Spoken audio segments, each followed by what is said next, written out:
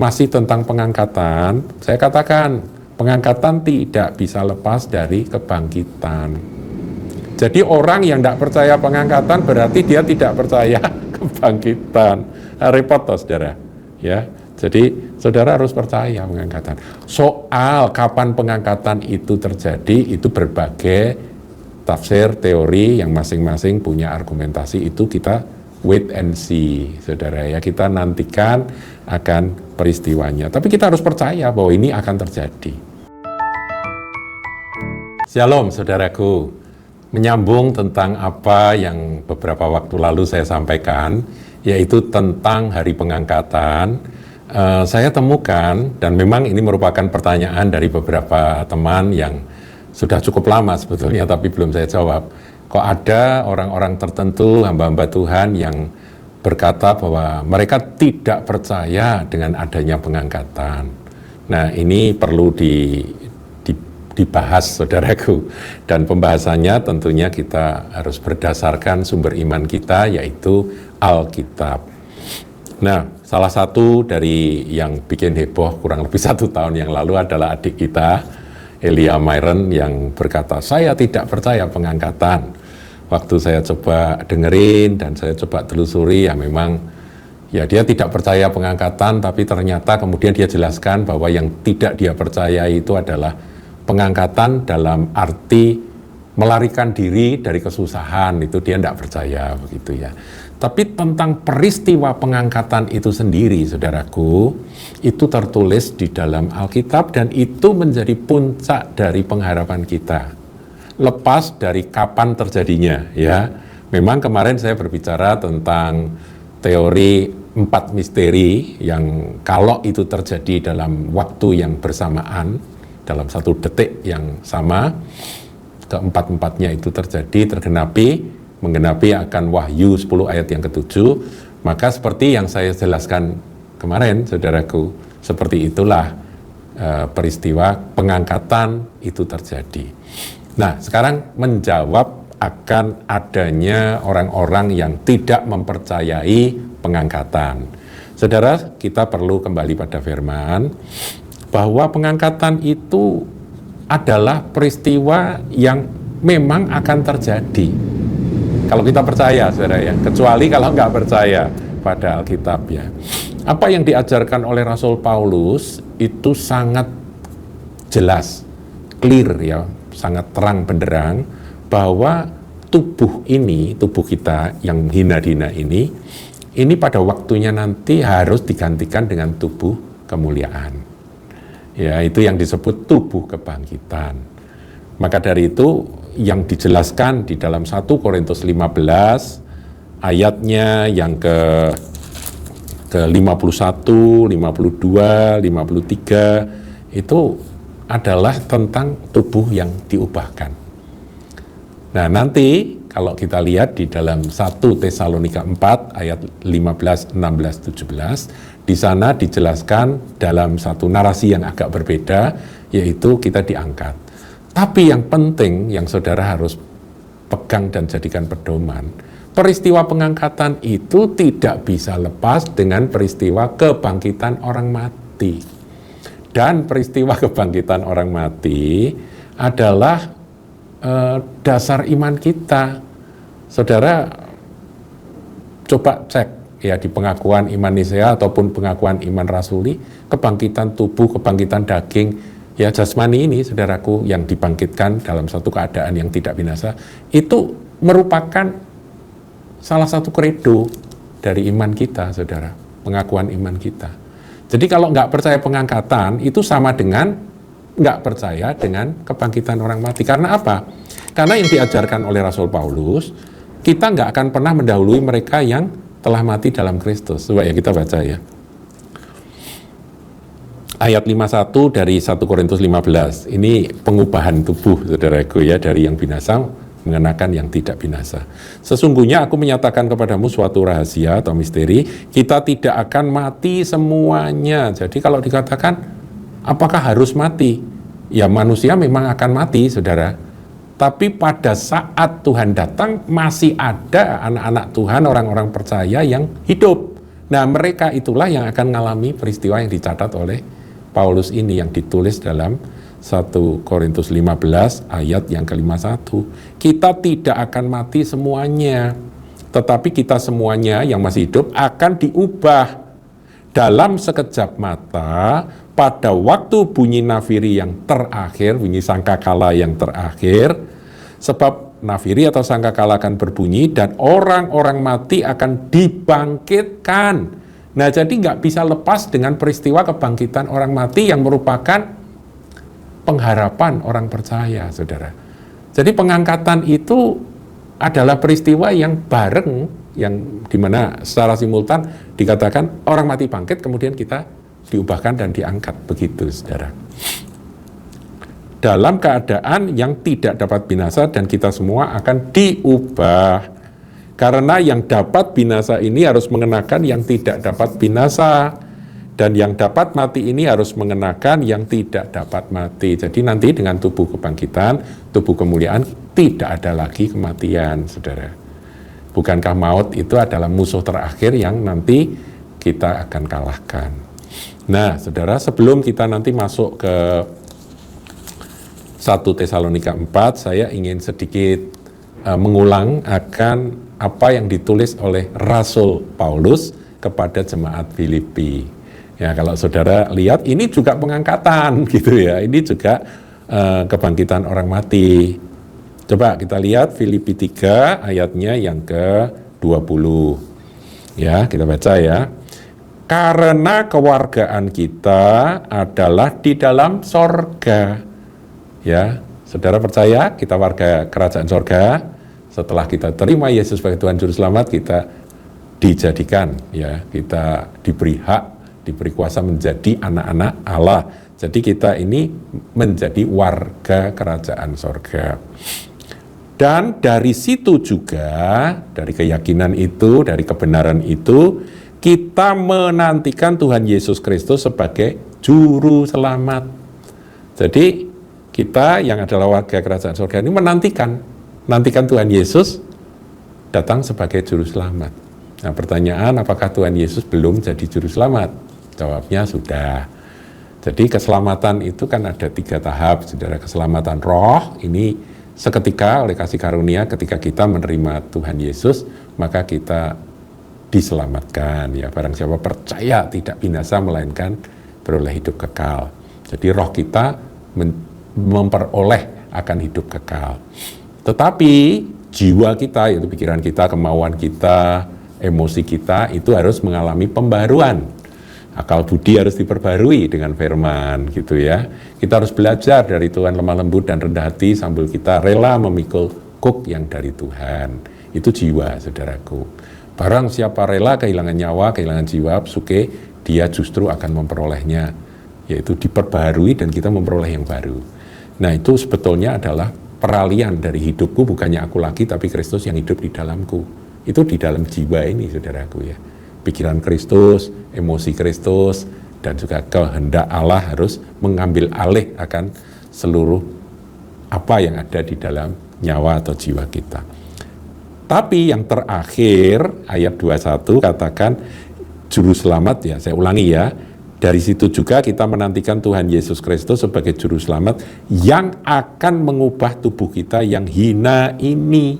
Ini tubuh yang hina, sakit, ya, tua, mati, ya, itu kehina, saudaraku, ya.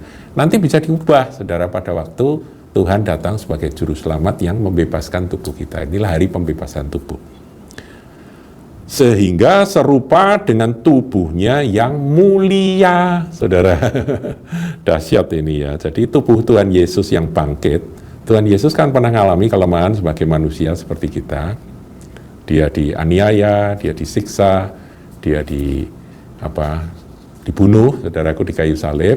Itu. Tapi kemudian Tuhan bangkit, saudaraku, ya. Itu hari kebangkitan Tuhan Yesus, ya, saudara. Dia bangkit. Nah, ketika Tuhan Yesus bangkit, itu tubuh yang Tuhan kenakan itu adalah tubuh kebangkitan yang sangat mulia. Seperti apa digambarkan oleh Paulus, menurut kuasanya yang dapat menaklukkan segala sesuatu pada dirinya. Saudara, sekarang ini kita takluk oleh ruang dan waktu. Kita takluk oleh sakit penyakit. Kita takluk oleh kematian tubuh ini, ya kan? Tapi nanti ketika kita mengenakan tubuh kebangkitan, kita menaklukkan semua itu. Nah, tubuh kebangkitan Tuhan itu ketika murid-murid ada di dalam suatu ruangan, Tuhan nggak perlu ketok-ketok, buka pintu dong, itu enggak, Tuhan masuk aja. Karena dia mengatasi, menguasai tembok, dinding, pintu yang dikunci, dia dikuasai, dia masuk aja. Tubuh kemuliaan itu seperti itu, saudaraku. Waktu juga sudah tidak lagi menjadi ukuran, menjadi masalah. Tuhan berkata, aku mendahului kamu ke Galilea. Murid-murid jalan kaki dari Yerusalem ke Galilea, berapa waktu, ya mungkin sehari penuh atau 2 hari gitu ya sampai Galilea zaman itu. Tuhan sudah ada di sana, mendahului. Karena memang bagi Tuhan nggak ada ruang dan waktu.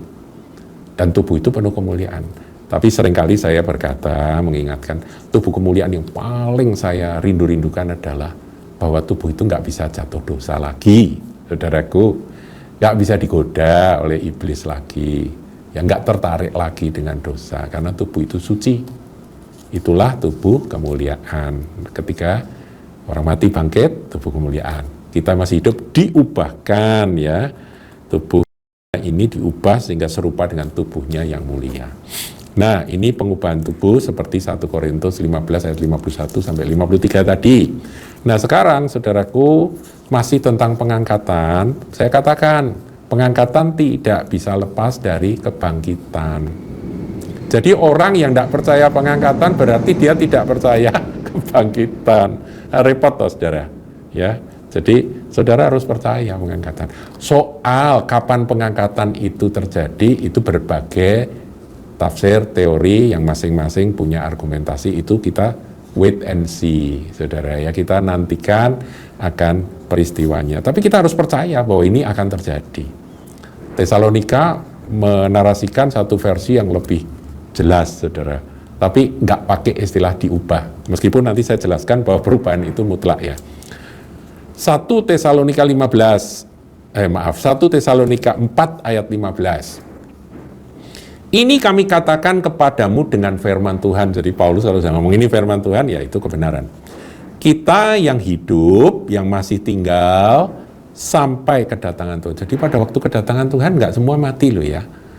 Jadi saya dengar itu adik kita Elia Myron berkata, kita semua harus mati. Ya memang kalau Tuhan belum datang kita semua harus mati. Usia 100 tahun pun juga nanti waktunya juga akan selesai gitu ya, meskipun umur panjang.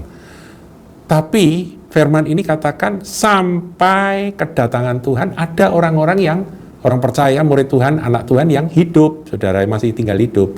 Saya ulangi ya, ini kami katakan kepadamu dengan firman Tuhan, kita yang hidup, yang masih tinggal hidup sampai kedatangan Tuhan, sekali-kali tidak akan mendahului mereka yang telah meninggal. Karena apa? Karena 1 Tesalonika 4 mulai ayat 13 ini berbicara tentang orang yang mati di dalam Tuhan. Jangan sampai kita berkabung, berduka seperti orang yang tidak berpengharapan. Jadi kalau ada kekasih kita, orang yang kita cintai mendahului kita, kita tahu bahwa mereka akan dibangkitkan. Gitu ya. Makanya dia katakan, kita yang masih tinggal hidup pada waktu kedatangan Tuhan tidak akan mendahului mereka yang telah meninggal. Ayat 16, sebab pada waktu tanda diberi, yaitu pada waktu penghulu malaikat berseru, dan sangkakala Allah berbunyi. Ini yang nafiri terakhir tadi ya, sangkakala terakhir. Maka Tuhan sendiri akan turun dari sorga, dan mereka yang mati dalam Kristus akan lebih dahulu bangkit. Jadi, yang mati dalam Kristus akan bangkit dengan tubuh kemuliaan sama seperti tubuh Tuhan Yesus ketika bangkit. Sesudah itu kita yang hidup, yang masih tinggal, akan diangkat bersama-sama dengan mereka dalam awan menyongsong Tuhan di angkasa. Ada pertemuan di udara, pertemuan yang manis. Itu nyanyian yang terambil dari ayat ini, saudaraku. Yang mati, hidup lagi dengan tubuh kemuliaan, yang masih hidup langsung diangkat. Itu menurut ayat ini. Padahal kalau kita kaitkan dengan 1 Korintus 15 ayat yang ke 51, 52, 53 itu, dan juga Filipi tadi, saudaraku, maka kita harus diubahkan dulu. Kita yang masih tinggal hidup harus diubahkan. Gitu ya, dalam sekejap ya. Kenapa? Karena kalau tidak, mana bisa kita diangkat ke awan-awan. Kalau misalnya diangkatnya itu betul-betul menyongsong Tuhan di angkasa itu, kita ketemu dengan Tuhan di angkasa itu betul-betul naik begitu. Nah, kalau yang ada di lantai 1 padahal gedungnya itu 10 lantai atau 15 lantai kan kebentur-bentur, saudara ya, kalau pakai tubuh ini. Harus tubuh yang mengatasi, menguasai akan ruang dan waktu. Gitu ya, dalam sekejap. Nah, demikianlah kita akan selama-lamanya bersama-sama dengan Tuhan. Jadi intinya, tujuannya, destinasinya adalah menyatu dengan Tuhan. Makanya dalam pelajaran misteri ini adalah pernikahan anak domba, yaitu penyatuan antara Kristus kepala dengan gereja mempelainya. Gitu ya, menyatu. Nah, saudara, saya sedikit akan tambahkan tentang kebangkitan orang mati. Rasul Paulus itu rela menderita, rela apa saja dia lewati karena dia percaya akan pengharapan kebangkitan orang mati. Ya, ada sesuatu peristiwa yang cukup lucu, saudara ya, yaitu Paulus sempat memecah belah akan Saduki dan Farisi. Dia sendiri Farisi, saudaraku ya. Nah, kita lihat ya, ini tentang kebangkitan. Sekali lagi saya ulangi ya, saudara, bahwa kalau nggak percaya pengangkatan, berarti harus nggak percaya kebangkitan, gitu ya, jadi orang Saduki aja. Ayat 6 dari Kisah 23. Dan karena ia tahu bahwa sebagian dari mereka termasuk golongan orang Saduki, itu dia di hadapan Mahkamah Agama ya. Dan sebagian termasuk golongan Farisi, meskipun dia dimusuhi oleh kedua-duanya, ia berseru dalam Mahkamah Agama itu, katanya, "Hai saudara-saudaraku, aku adalah orang Farisi." Dia ngambil hati dari orang Farisi. "Keturunan orang Farisi, aku dihadapkan ke mahkamah ini karena aku mengharapkan akan kebangkitan orang mati." Ketika ia berkata demikian, timbullah perpecahan di antara orang-orang Farisi dan orang-orang Saduki, dan terbagi-bagilah orang banyak itu. Ini Paulus memang cerdik, saudaraku ya. Nah, coba kita lihat lagi ya. Orang Saduki kan nggak percaya kebangkitan, saudaraku ya. Nah, sekarang kita lihat Kisah 24, ini di hadapan Felix ya, ayat 21. "Atau mungkinkah karena satu-satunya perkataan yang aku serukan ketika aku berdiri di tengah-tengah mereka, yakni karena hal kebangkitan orang-orang mati, aku hari ini dihadapkan kepada kamu." Jadi saudaraku, Paulus itu pemberita Injil, dan salah satu bagian dari Injil itu adalah kebangkitan orang mati yang menjadi puncak pengharapan orang-orang percaya. Kalau saudara lihat di dalam Ibrani 11 ayat 35, ada orang-orang yang rela menderita karena apa, saudara? Ya, karena imannya itu rela menderita, karena mereka punya pengharapan akan kebangkitan. Dan kebangkitan itu adalah satu kehidupan yang jauh lebih baik daripada kehidupan yang sementara ini. Ya, coba ini saya lihatkan Ibrani 11 ayat yang ke-35. Bacakan ya. "Ibu-ibu telah menerima kembali orang-orangnya yang telah mati sebab dibangkitkan." Ini kebangkitan sementara ya. Ya, kebangkitan sementara, nanti ya mati lagi gitu ya. "Tetapi orang-orang lain membiarkan dirinya disiksa dan tidak mau menerima pembebasan supaya mereka beroleh kebangkitan yang lebih baik." Ini kebangkitan dengan tubuh kemuliaan itu, saudara. Jadi, saudara, kebangkitan orang mati itu bukan seperti Lazarus yang oleh Tuhan Yesus dibangkitkan setelah 4 hari mati. Itu hanya bukti kuasa ilahi dari Tuhan Yesus. Tetapi bukan itu yang dibahas oleh Rasul Paulus tentang pengharapan kebangkitan orang mati. Bukan. Kalau itu Paulus nanti ya mati lagi, ya kan? Maaf, bukan Paulus. Lazarus, saudara. Lazarus itu sudah bangkit, nanti mati lagi, ya kan? Tapi nanti kita akan menerima kebangkitan. Dan peristiwa kebangkitan itu, kalau yang masih hidup akan mengalami pengubahan dan pengangkatan. Paham ya, saudaraku?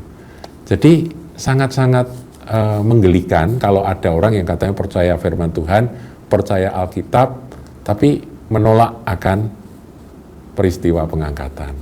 Ya, jadi saudara tidak usah bingung, saudara percaya saja pada apa yang dijanjikan firman Tuhan.